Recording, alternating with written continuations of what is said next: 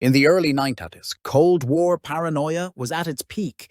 The US feared communist expansion, especially from one fiery island just 90 miles off the Florida coast, Cuba, led by Fidel Castro.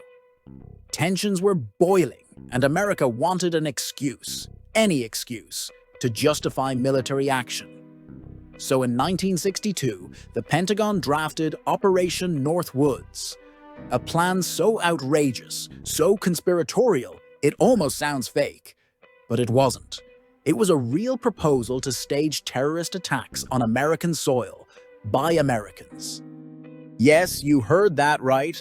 Operation Northwoods was concocted by the US Department of Defense and the Joint Chiefs of Staff. Their goal: create a pretext for invading Cuba. Their method? Fake hijackings, staged bombings, and false flag operations, all blamed on Castro's regime. We're talking about blowing up a US ship, faking a plane crash, or even staging a real or simulated terrorist attack in a US city, possibly Miami or Washington, D.C., all to turn public opinion in favor of war. One part of the plan proposed painting a US aircraft to look like a civilian jet, loading it with passengers, switching it out mid-air, and then crashing a drone version of the plane while broadcasting a distress call. The passengers safely relocated. The public led to believe Cuba shot down an innocent plane. Another suggestion: blowing up a US Navy ship in Guantanamo Bay and blaming the Cuban government, sparking outrage and war cries. This wasn't just the work of one rogue officer. The plan was formally presented to Defense Secretary Robert McNamara. And guess who ultimately shut it down? President John F. Kennedy. He was reportedly horrified by the suggestion and rejected it outright.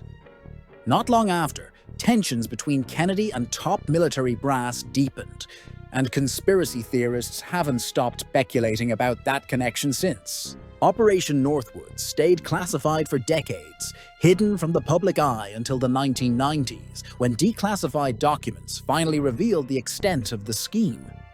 It's now considered one of the most extreme examples of Cold War-era thinking, a moment when the US government nearly turned its own citizens into pawns in a global chess game.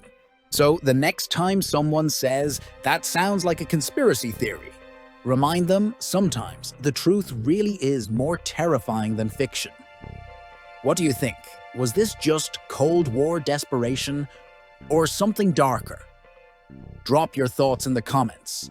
Hit that like button and subscribe to MythiCore for more disturbing, absurd, and unbelievable stories from history's shadowy corners.